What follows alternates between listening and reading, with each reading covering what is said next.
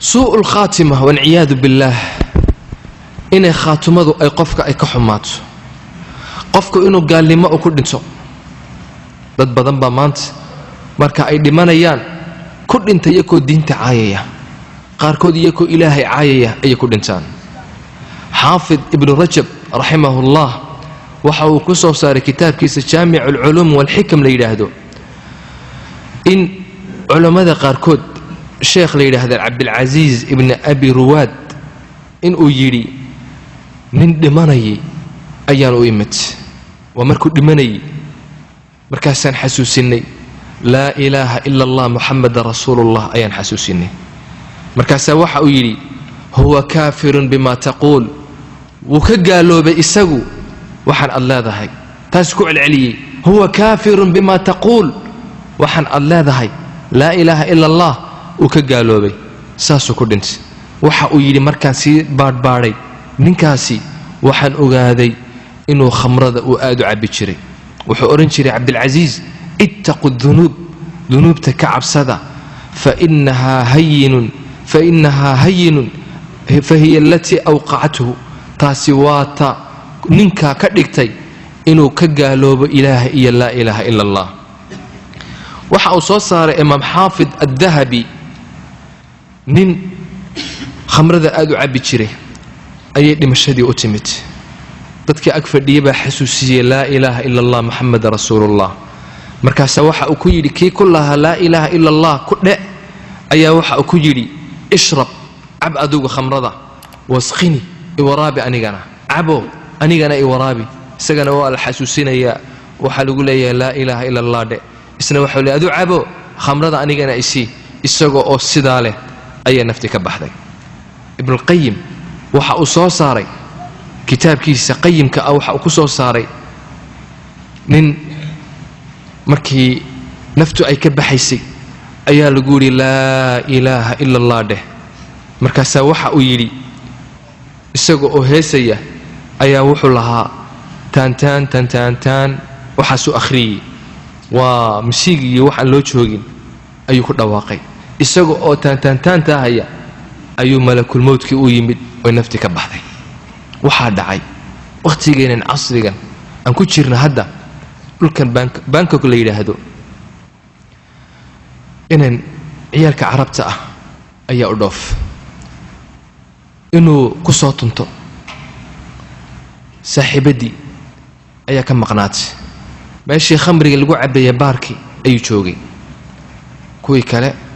oo la socday asxaabtiisii mid walba saaxiibadii baa u timid isaga ayay ka habsaantay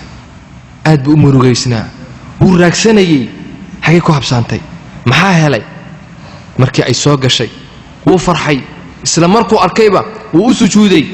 isagoo oo u sujuudsan ayay nafti ka baxday su'ul khaatima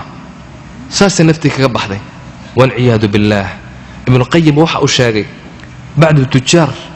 qaar ganacsanay oo dharka ibin jiray marada ibin jiray ayaa markay dhimashadii u timid ayaa lagu yiri laa ilaaha illa allah de markaas waxa uu yiri maradan waa rakhiis kiibu ku leeyahay maradan waa rakhiis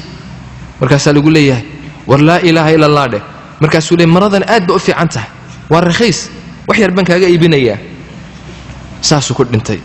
isagoo oo laa ilaaha illa allah karilah ayuu dhintay sheekh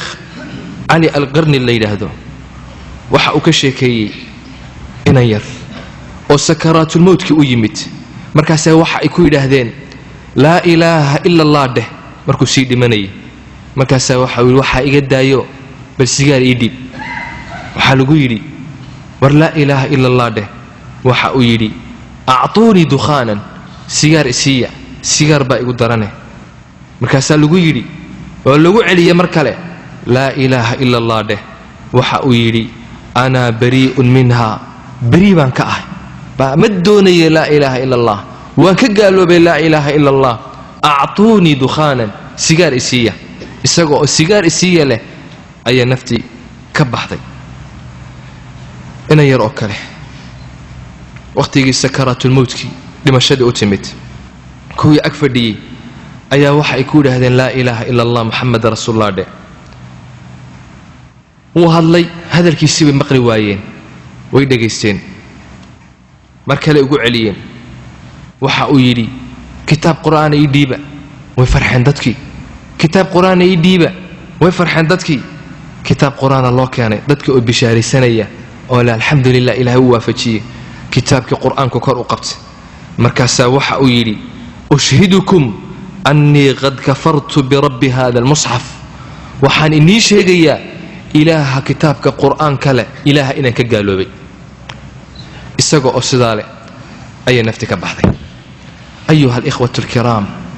waa xaalad aad u daran wakhtigaas ilaahay wuu ballan qaaday يثبت الله الذين آمنوا بالقول الثابت في الحياة الدنيا وفي الآخرة إلهي كلمة لا إله إلا الله وحو حسوسينيا وحا خاتمة الله هقاتشينيا والله وافتشينيا قفكي كسود دالي لا إله إلا الله كسود دالي سوتو كان شري أوامرت إلهي قادن شري حمانت كفوقان شري وقتك إلهي وحسوسينيا قفكي كالي ولا إلو سينيا وحي أجعلا ayaa ku soo boodaya waqtigaas asbaabta keenta su'ul khaatima waxa kamida fasaadul i'tiqaad qofka oo aqeedadiisu xumaato ayaa kamida aqeedadiisa xum ilaahay asmaadiisa ma garanayo ilaahay weynadiisa ma yaqaano ilaahay subhanahu wa ta'ala ma'abudu umatukadu waxa kamid tahay asbaabta lagu garto su'ul khaatima khaatimada qofkaasi inuu xumaanayso waxa kamida qofka oo adduunka jeclaada oo aakhira u daba jeediya aakhiri iyo waxaan aan daba wadaani maxay tahay war adduunka ka shaqaysana nadaaya laguma diidan adduunka ka shaqayso aakhirana u dadaal aakhira waa meeshan u soconno markaas waxa uu ku leeyahay aakhiro ilaahay meeshu doonaha igu tuuro adduunka u jeclaaday بل تؤثرون الحياة الدنيا والآخرة خير وأبقى إلهي وحا أوليه وحا الدور بديسان الدون كان قابا أي الدور بديسان أو شعشه آخرة دادوك خير بدن بإلهي ليه سبحانه وتعالى وحا كميد سوء الخاتمة الإصرار على المعاصي قفك أو معاصدة كدك سنادة كؤد كذا هد يشير معاصدة أن كتيرة أن كتوبت كيني قفك هدو كعادية شو تاصل لوغو ختما ساس النبي انه شيغ عليه الصلاه والسلام حافظ ابن كثير وحا يري ان الذنوب والمعاصي والشهوات تخذل صاحبها عند الموت قفك او ذنوبتيسو اي بدتو معاصيديسو اي بدتو شهوات كو راعيه اي فربدتو waxay hoojisaa marka ay dhimashadu u timaado markuu moodku u yimaado markaas wixii uu jeclaa ayuu ku soo boodaa markaasuu shaytaanku u yimaada uu xaqi iyo waanadii iyo laa ilaaha illa allah alla waafajin ilaahi baa yidhi wakaana ashaytaanu lilinsani khadula shaytaanku wuxuu ku dadaalaa insaanka siduu u hoojin lahaa ayuha alikhwatu alkiraam taan ku dadaalo inaan daacada ilaahay aan ku adkaano inaan ku celcelina laa ilaaha ila allah muxammad rasuulullah inaan mar walba xasuusanno ilaahay inuu khaatumadeena u wanaajiyo taan ku dadaalno ilaahayna hanagu anfaco kelmadda kooban wassalaamu calaykum waraxmatullaahi wabarakaatuh